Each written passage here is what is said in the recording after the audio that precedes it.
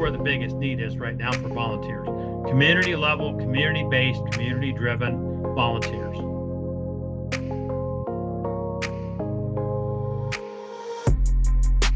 Welcome to the Triple P Podcast, premier, professional, and proactive, brought to you by the Ohio Fire Chiefs Association. I'm your host, Clayton O'Brien. And I'm the Fire Chief for the City of Oregon. And I'm an active member of the association. I currently sit on the executive board for the Ohio Fire Chiefs Foundation, and I became an association fellow in 2021 as part of class number 10. The Ohio Fire Chiefs Association exists to improve the safety of Ohio by leading, representing, educating, and supporting Ohio emergency services. This podcast is not only for the members of the association, but also for any other fire and emergency service leaders.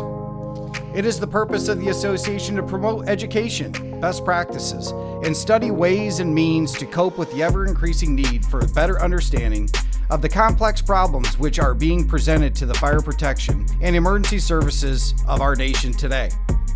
And I'm joined by my co-host, Assistant Chief Joel Fry from the Napoleon Fire Department, and Fire Chief Joshua Hartberger of the White House Fire Department. Thanks, Clayton. Hello, I am Joel Fry, Assistant Fire Chief for Napoleon Fire and Rescue. I am a current member of the OFCA, and I currently sit on the Education Committee. I am happy to be here, striving to advance the fire service as a whole. And I'm Joshua Hartberger from the White House Fire Department. I'm also a member of the Ohio Fire Chiefs Association, and I sit on the Education Committee and the Legislative Committee. All right, today we have the State Fire Marshal, who is the 39th State Fire Marshal. And one of the tasks that he has been working on over the past 6 months has been on a volunteer task force that was created by Governor Mike DeWine in April of 22. That partnership was with the Ohio Department of Commerce and your Division of Fire. So, Marshal, welcome to the Triple P Podcast, and we're very excited to have you on today. We really just want to talk about this volunteer task force that was created and what the purpose of that was. Great. Well, thanks for having me on. I think what you're doing is really worthwhile, and this is a fantastic way to spread the word about what's going on in the fire service. Relative to the volunteer task force, I think it's safe to say if you spent more than a minute in the fire service in Ohio, whether you've been a full-time or a volunteer, you've known for some time the issues surrounding the volunteer fire service. So the issues that the task force have been asked to look at by the governor, they're nothing new that popped up overnight. These are the same issues we've had for years, but the difference now is they're reaching an all new level of being critical. We have reached a point right now where volunteer fire departments can't get new recruits, can't get new volunteers. They can't retain the people they've got. They've got multiple issues going on with finances. We actually had, and this is very sad, not that long ago in Ohio, we had 2 fire departments doing fundraisers to buy diesel fuel because they'd already shot through their diesel fuel budget because of the drastic increases. So these problems have been with us for a while. But the governor's point is, if we don't do something at some point, volunteer fire service is going to start to go away. And let's look at some numbers. We got 1,180 fire departments in Ohio. A lot of people don't realize we have that many fire departments. But when you take away the big city departments, Cleveland, Columbus, Cincinnati, the smaller departments, the Limas, the Akrons, the Daytons, et cetera, take all of them out. We think at the end of the day that about 70% of the fire service in Ohio is delivered by volunteers. And that would be completely in line with keeping with the national trend, which is 65 to 70% of the volunteers. So, think about it. You can't drive more than 5 minutes from any large city in Ohio without being in the district of a volunteer fire department. You can't do it. So when we look at run numbers, we require that all the fire departments submit to us run data for every run that they take. And last year, we received 1.5 million incident reports from fire departments in Ohio. Those are for fire, not EMS, fire only. So you got 1.5 million incidents in Ohio. Granted, the large cities take up a good portion of that, but still, at the end of the day, there's an awful lot of activity within the volunteer sector. So there's just multiple stress points here. So the task force is looking at retention and recruitment issues. We're looking at training issues, and we're also looking at all of financial and budgetary issues affecting volunteer fire departments. So that's what our focus is right now. So across the state, you've had a few different meetings or roundtables, and during those times, there's been representation from a lot of different volunteer departments. I'm sure that they've kind of highlighted some of those topics to you, and can you just speak on to what some of those things that you're hearing from those chiefs out there? Absolutely. We needed to get information from the volunteer sector. We don't want to just think we know in our minds and in our heads what the issues are. We need to hear directly from the volunteers themselves. So, like you said, we embarked upon some actual in-region throughout the state roundtable meetings, we called them. We had 6 of them where we invited the volunteer community, as well as anybody else, to come talk to us about the volunteer fire service issues. So these are meetings where the members of the task force, all 25 of us, we sat and we listened, and then we asked questions as follow-up to some of the information that was presented. So throughout these meetings, it didn't take us long to find out the common themes. And this one is not obvious, but it kind of is if you think about it. One of the major sources of volunteer firefighters in Ohio has always been farmers. Farmers were in a perfect position to be volunteer firefighters in their community. You know, they knew the community, they were local, they were experienced with heavy equipment, they were mechanical, they could think on their feet quickly, and they could leave the farm, go take a run, and come back and get back to their work. The perfect scenario for a volunteer. Well, over time, those farmers have quit farming. They've transitioned into retirement. They've transitioned their farms to other people or to family members, and those folks don't have an interest. So, I mean, that makes complete sense. How do you make that up? We don't know. We also know that the spirit of volunteerism is down everywhere, nationwide. People aren't volunteering at the community level like they used to, because they're competing with school projects. They're competing with maybe multiple jobs, a daytime job and a part-time job to keep their family going. So there's a lot of competition for everybody's time. That didn't used to be too much of a factor, but it is now. Generationally, we know that we've got a couple of generations right now that have very little interest in public safety, whether it's law enforcement, dispatching, EMS, or firefighting. They have very little interest. There's a lot out there that do, but they're not making up the difference. They're just not making up the difference. So that's a factor. And then there's other factors. Think about this. In Ohio, we make it hard to be a volunteer. You do. When you think about the process, most areas you got to pay for your training. Okay. That can be from a few $100s to a few thousand, depending on where you go. All right. That's out of your pocket. Then you got to take your time to go get the training. You've got to buy your own PPE in some cases. That's $3,000 to $4,000 on average. All right. Then you've got to come to the reality that you're going to miss a lot of family dinners, a lot of special events. You're going to miss all that to go help somebody in your community at a moment's notice. And on a bad day, you could get killed doing a job that pays you nothing. It's hard to make that attractive. Yeah, it is. It's hard to make people go, sign me up. So there's some things just in that whole description that we have to work on. We've got to make the training a little bit better. The 36-hour course that we have now, I guarantee is not much different than the course I took in 1978 at the Westerville, Ohio Fire Department. It's not much different, other than back then we could do interior entry, and you too could be a volunteer firefighter. We've got to change that. We've got to make that training better. We've got to add more components to that training so that they're better prepared for what they're really going to face. 36-hour course just isn't it today. It fills the niche, it fills the need, that's required by law, but we need to change that entire training process a little bit. There are states out there that we've looked at that are accomplishing firefighter 1 level training in a 40-hour period of time. Wow. 40 hours for firefighter 1, and their program is IFSAC approved. So that's a pretty tough standard to get to, but they did. So we need to look at programs like that and see what we can bring to Ohio to make that better. Another key part of that program that we looked at was testing is all open book, and it's as you go through the training.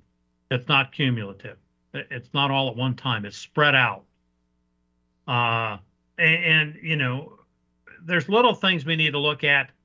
One of the things that we heard a lot about was the 2-minute training drill to get your PPE gear on in the 36-hour course.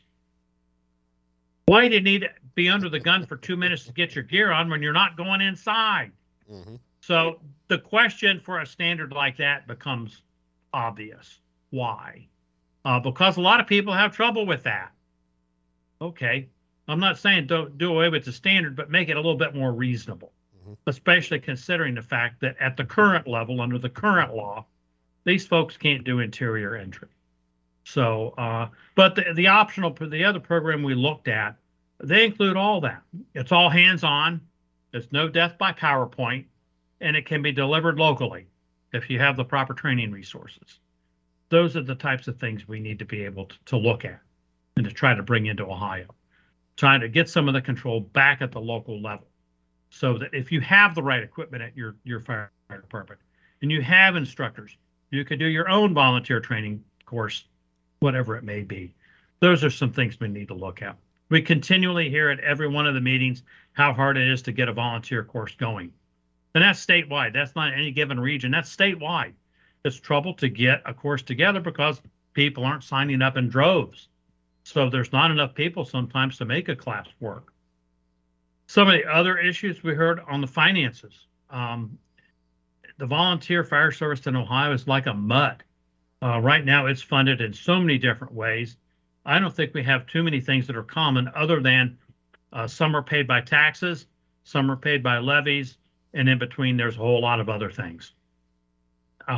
Fire districts, we got a little bit of discussion about fire districts because it's interesting in Ohio. There's more than just a few. There's over 100 fire districts in Ohio. And if you talk to most of them, they're going to tell you that they got started off on the wrong foot.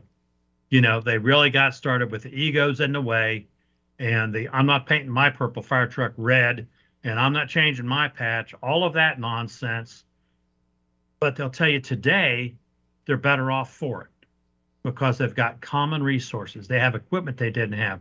They have stable financing that they didn't have before the formation of the fire district. So, I mean, that's one area we looked at a lot, was the benefits of fire districts. Is it everybody's answer? Absolutely not. But when I go to a county fire chiefs meeting and see 25 or 30 fire chiefs there that represent all of the fire departments in a given county, don't tell me you can't merge some of those departments together somehow and give the taxpayers a break. Don't tell me you can't do it just because you don't want to change your patch or your shirt color or whatever. We're in tough times now economically and financially. That's one of the big issues the volunteer fire service has to get to, is some degree of stable financing. There are communities in Ohio that are passing fire levies successfully. Last year we had 5 that failed in Ohio, not by just a little bit. They failed miserably. So here again, we've got to come up with some alternatives.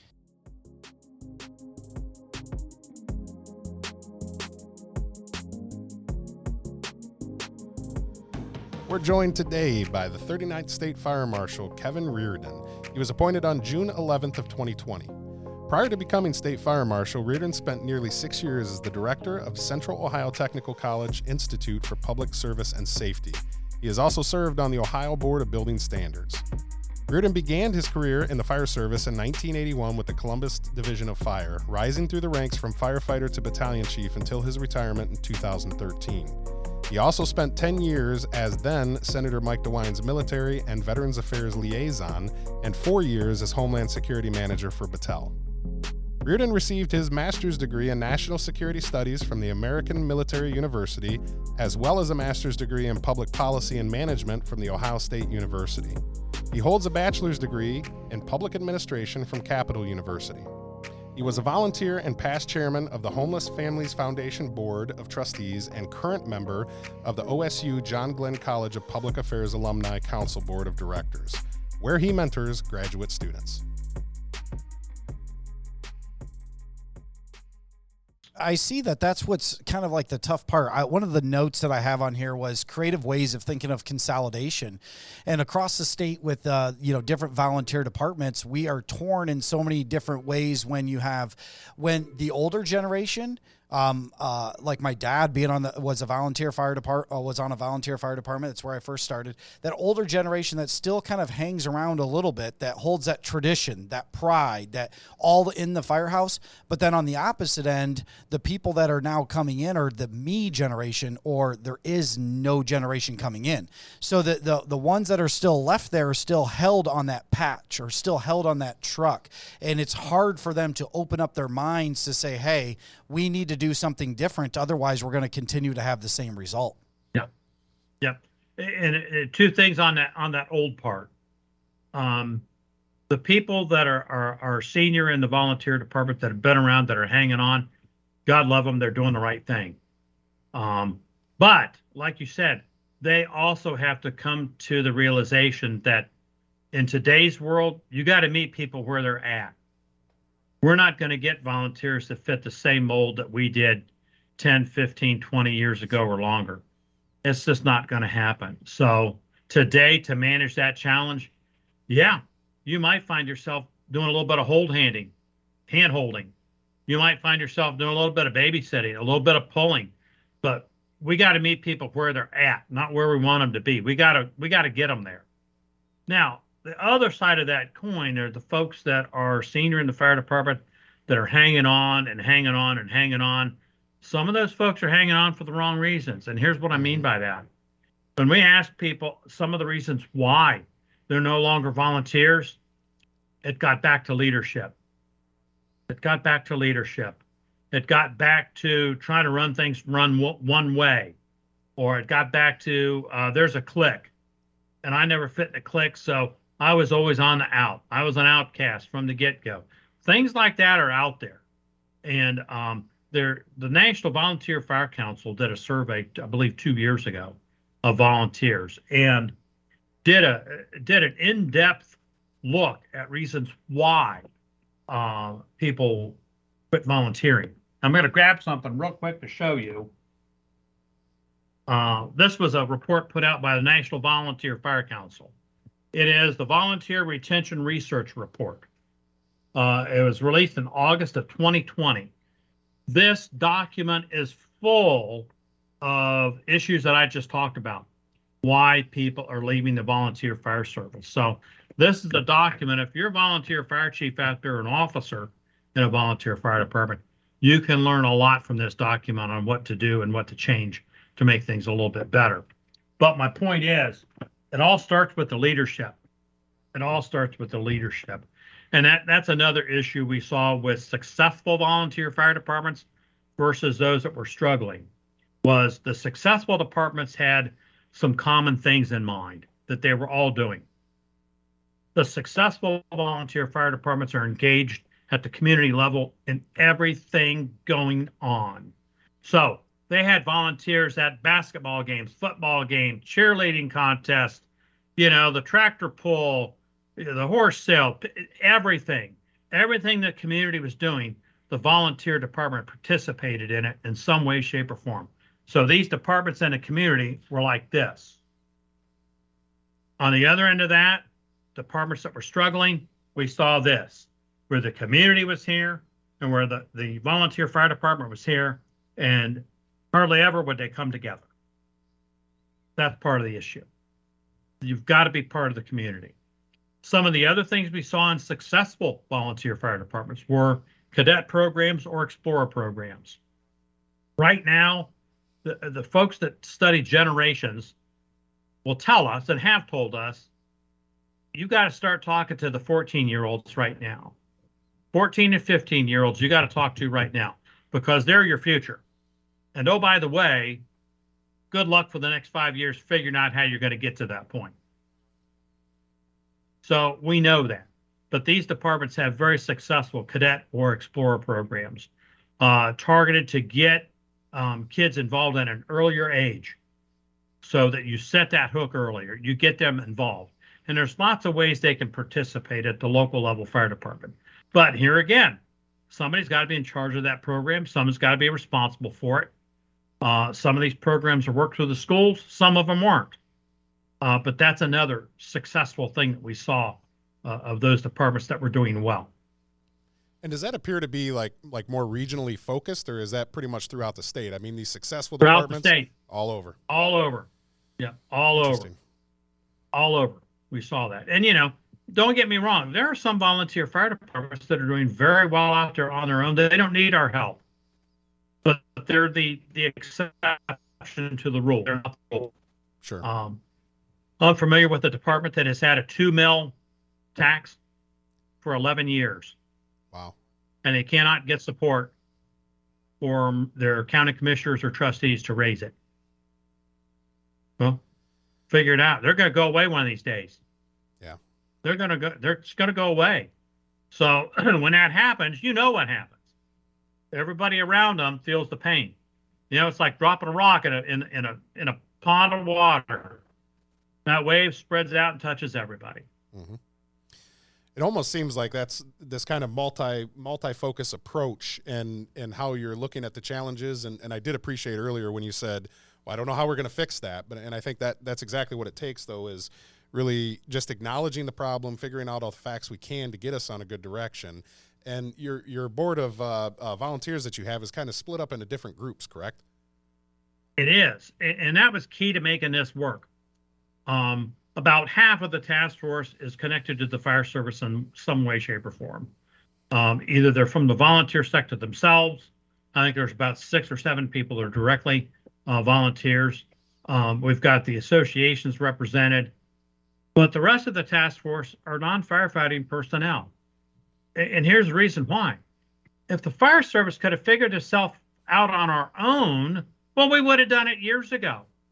So trusting ourselves to figure this out is not working. It's not happening. So we needed to bring in the County Commissioners Association. We needed to bring in the Township Trustees Association, the City Mayors Association, Workers' Comp, the insurance industry. You know, we brought in a broad base of people from outside firefighting because we need their expertise. We need their input. We're looking at this from one point of view. That's the fire service point of view. We need somebody that's got big blinders to look at this in a much broader way. And they're the ones that are responsible for funding. They're the ones that are responsible for what happens at the township level and on down. So why not involve those people? So that's what's really made, I think, the task force work well, is it's balanced. Absolutely. Well, there's been a lot of things that's changed, I think, too, is that, you know, when EMS came into the picture and that the nature of the business of what we're doing, the call volume, it requires a lot more time and a lot more training if you are dual certified. And I always try to preach just that there's a place for everybody in the department. When you talked a little bit about the click, it really was, I was a part of a volunteer department that had those. And it could be a good thing, could be a not so good thing, but I do, but it does boil back down to the leadership and exactly what the purpose is of the department. And everybody has a purpose, because a lot of departments that we're seeing around the state too are this combination. So you got a full-time, you got a part-time, you got your local responder coming in, and trying to have everybody be able to find their spot is difficult at times. And when you talk about having cliques, you got the ones that, say that maybe because you're not a full-timer, that you're not a professional firefighter. And because you're a volunteer, you're not as trained as well as I am. But I just don't agree with that. I feel like everybody has a place in it, but we have to be able to sell that story a little bit more to everybody that there is. But one of the things that we've seen locally here is that our places don't allow the workers to leave. You talked about the farmers being the best one. They create their own schedules. They're out in the fields. They can respond to a call. When I first became chief in Napoleon, we had members that worked at local places. They worked on farm equipment, and or they worked at the local factory, and they were able to leave their place of employment to be able to respond to a call. They can no longer do that anymore because of the local places struggling to keep and find their own people to work on their own equipment or whatever their job may be. So I know that that's a challenge that we're dealing with too. Well, and you're right. One of the bigger parts of that problem now is most people don't work where they live anymore. Yeah. So True. They're not even able to respond during the daytime if they wanted to. But we are looking at those that would be able to, trying to make sure that there's protections in the law in the future for them to be granted time away from their job to go respond on a run and then come back to work. We're looking at that as a task force issue because we can't fix the issue of people not working where they live. We can try to fix the other issue of helping those people that do. Do you feel because that'll make a little bit of a difference? Do you feel torn when we talk about the training standard? And this goes for you too, Josh. I mean, just like you feel torn when you talk about the training standard, because I feel that the volunteers or the local responders that have to have a certain level of training, which as chiefs, we are wanting them to have a level of training because we're putting them in harm's way. But then on the flip side, you kind of get like, man, it's a lot too. So yeah, it's almost like that yin yang effect where, we have this picture of what we think it should be and then what is achievable. So, of course, hearing some of the, I sat through the Northwest meeting that Marshall held, and just even some of the sidebar conversations that came from, let's talk reciprocity. Training falls within that. Mm-hmm. I had 2 people go through reciprocity probably I think year 2 when I was chief there, and it took a long time. And then just, listening to Marshall speak and other people, talk within there, are there avenues that we can approach maybe even from that side to help, regain these or capture these employees in a faster manner and get them up to our training standards? But you're spot on. I mean, it is a delicate balance of what's the minimum we can go to, but also with the maximum effect and the safety for our employees. Well, because some of the things I'm hearing is that, you have to have 56 hours to renew your card, but you only have to have a 36-hour fire card. And I'm just saying that locally, I've heard some of those volunteers talk like that. Like, well, I could just retake my 36-hour card every 3 years rather than, doing the continuing education. Yeah, we're fighting right now that issue of the continuing ed hours. There's a proposal in the Ohio Senate to make it, 36 hours, and nobody supported that. All 6 of the meetings we've had statewide, nobody in the fire service has supported a reduction in the continuing ed. Oh, the way it is right now, it's about an hour and a half a month. Mm-hmm. An hour and a half a month. Yeah. And we don't view that as being something that's in the way. But when we look at the 36-hour, the initial volunteer course, changing that structure is really necessary because, and we don't need to make it exorbitant by any stretch, but we got to look at a few facts. Volunteers have long response times.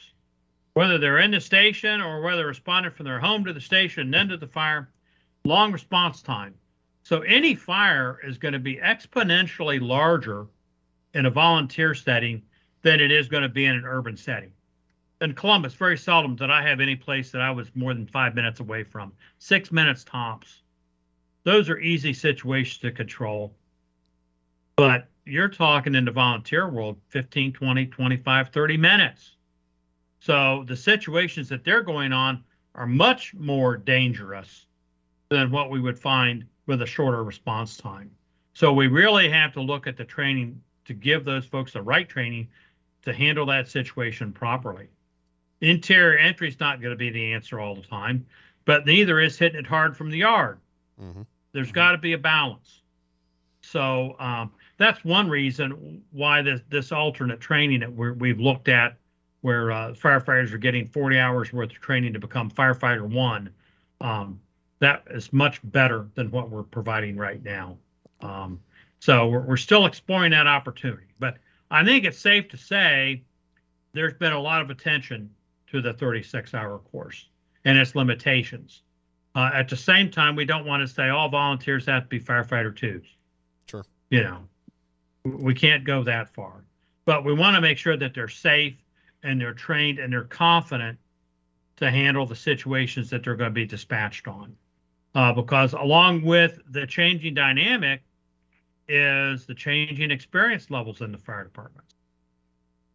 You might have somebody in charge of that volunteer engine company that's only been a volunteer a year. Mm-hmm. A year. Imagine being that person making life and death decisions after being a volunteer for only a year, or hopefully not less, but I bet it happens. Mm-hmm. They've got to be trained and ready to handle that. Is it ideal? No.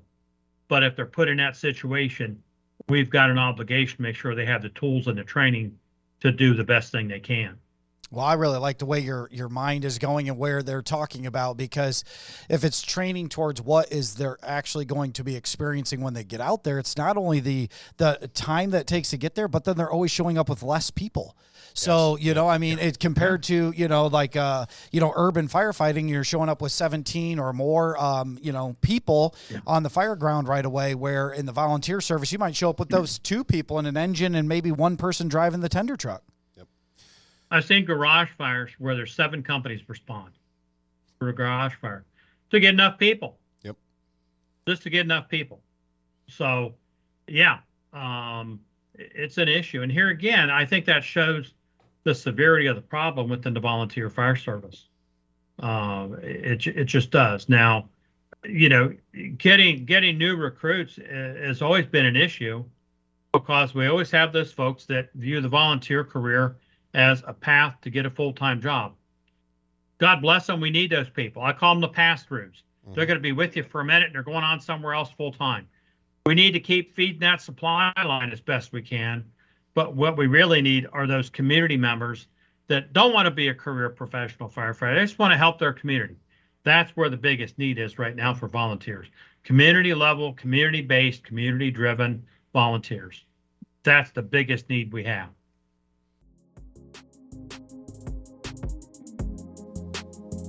The Ohio Task Force on Volunteer Fire Service is comprised of 25 individuals with direct knowledge of the volunteer fire service and outside community-based officials representing township trustees, county commissioners, and other related agencies.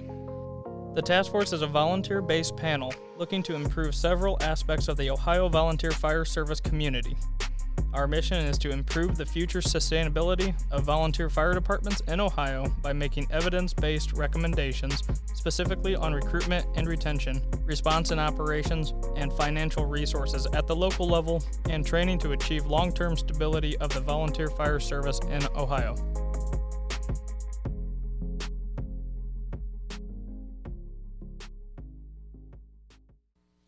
Yeah, we need 7 of our local mechanics and 7 of our local, Yeah, workers. absolutely. I mean, because we have a few of them here in Napoleon, and I tell you that is, majority of the calls are those EMS calls that you can handle on a normal basis. Yeah. But when you get the structure fire, you need them to show up. You need them. Yep. One of Well, my. Go ahead. Well, with respect to EMS, I mean, think about this, 80 to 90% or more of most everybody's runs, volunteer or career, are all EMS driven. Mm-hmm. So maybe we need to look at those volunteer departments that provide EMS and maybe give them some kind of an incentive to provide that service 24 hours a day, every day. Mm-hmm. Maybe there needs to be some incentive to get them to do that, because that's where there's a quick payback. Those folks are going to get in their communities on emergencies a lot faster. Those people could also be available during the daytime to supplement any fire runs that come in. So maybe some type of an incentive program needs to be there to get volunteer departments to do that. Yeah, because that's low hanging fruit. Yeah. Mm-hmm. or low-hanging fruit. or a way of consolidation, so that maybe different departments don't give away their entire patch on the fire side, but consolidate on the EMS side, Yeah. Well, and the other thing that surprised us was when we asked the question of the volunteer departments that provide EMS, how many of you charge for it? We were surprised on a task force that a lot of people provide it, but they don't charge for it. Oh, wow. They don't. They view that as being, and here again, in keeping with the volunteer tradition and the volunteer mindset, the view is you're paying for that in your taxes. Why would we charge you? Yeah. I get it. But at the same time, as dire as things are getting, that's a resource that you're just turning your back on. And Marshall, how do they get out in the community and tell them their shortcomings? What's the best way to approach that? Because I know there's fire departments out there that are probably a little scared to bring that up because people are going to look at them as they're not as strong as they used to be. That's a good question. And here's what I've been telling chiefs for a long time, especially in the volunteer community. Get out there, hold that meeting with the community, and ask them, hey, tell me, your fire chief, what your expectations as a community member are for the XYZ volunteer fire department. Tell us, let's write down all of the expectations you have for us. And when they're done going through that list, then have that chief go back and circle or write separately what they can provide. Because I guarantee you there's going to be a gap. There's going to be a gap. Yeah. And that's where you need to start that discussion on how you close that gap. There are some departments that they need to do that, but they won't. They don't want to look like they're failing in the eyes of the community. I don't look at that as failing. I look at that as an honest discussion with the community to let them know what you can do within the range of what they expect you to do. Because I guarantee that the expectations of the community are going to be much higher than what most fire departments can provide. Yep. That's what I was thinking, that a lot of people in the community probably think that you're providing a service that you might not even be providing to this day. They'd be expecting it still, not even knowing. So, and some community members may not even know that it's a volunteer department, and that's where I was going to get to next. Was there's a lot of folks, the National Volunteer Fire Council, that is part of their study that I pointed to earlier. About 42% of the people they surveyed did not know that they were being served by a volunteer fire department. Wow. So, but I mean, that's good in one way and bad in another. It's good in that it shows the volunteer fire service as professional. They're dedicated, they're trained, they're serving the needs of the community. They're doing everything they need to do to the point that John Q. Public can't distinguish them from a career paid firefighter. That's perfect. That's great. That's what we want. But at the same time, they don't understand that volunteer department is doing it for nothing. Yeah, well, and they showed up. They answered the call. I mean, and that's where it really boils down to. And so they're doing a really, really good job, but need to tell their story, Yeah.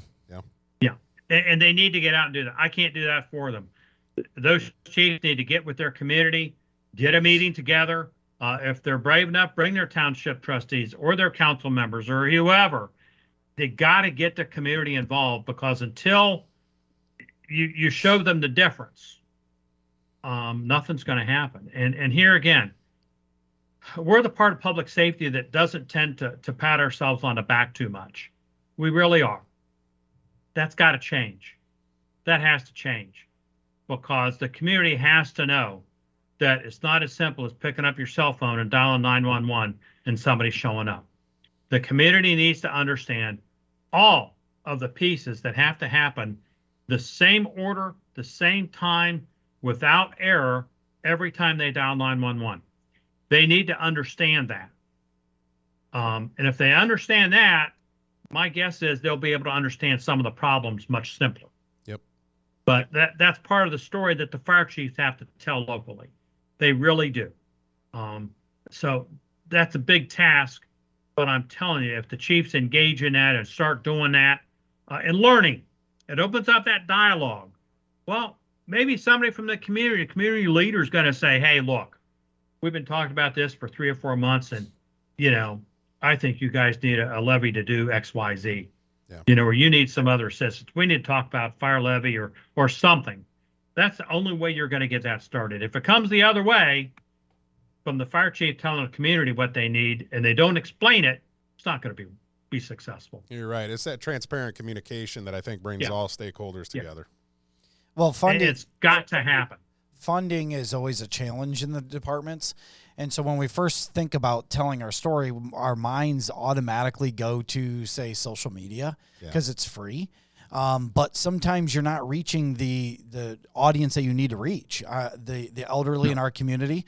I know locally we have an aging population that may not have Facebook or Instagram or any of those social media outlets. Are you hearing around the state? Is there any volunteer departments that are doing, say, like a newsletter or a newsprint? And if there's any creative ways of funding that, because there's a cost to that. So. Well, here's what I'll tell you.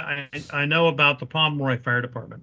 Pomeroy invited me to celebrate their 175th year anniversary as a volunteer fire department. Wow, probably 6 months. Awesome. That is great. That is really great. 175 years as a volunteer fire department. Wow. They still are a volunteer fire department. Wow. Probably one of the youngest fire departments I've seen in the state. And that's because their chief is a high school teacher. So there's a clue right there, fellas. Yep. It gets them early and they stay. But they've had community members that have come forward and said, I don't want to go into fire. I don't want to be a volunteer, but how can I help you? And they've got a gentleman, I don't know his name, but he has a drone and he does drone videos for them for recruitment purposes, for training. He does wonderful work for them free as a member of the community through his profession. And I'm sure that's just one example. There are lots of ways people in the community can help a volunteer fire department. But guess what? Nobody asked them. Yeah. Yep. Do you have to be certified to clean fire hose? No.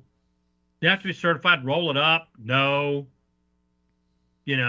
There's things like that. And one of the other things that came forth from a couple different meetings was, look, I've got retired guys that'd be great pump operators. That's all they want to do.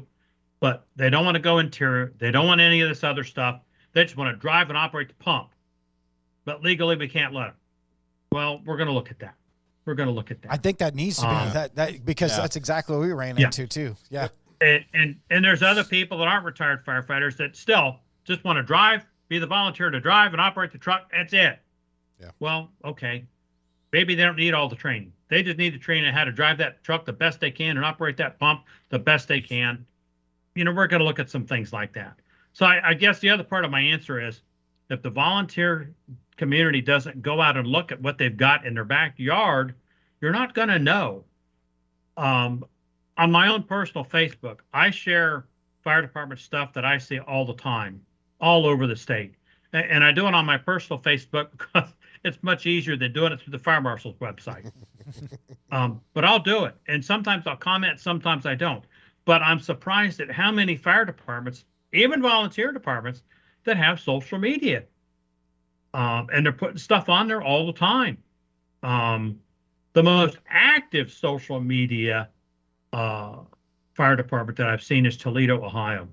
Mm-hmm. Toledo has probably by hands down the best social media arrangement to promote what's going on in the fire department that I've seen anywhere in the state.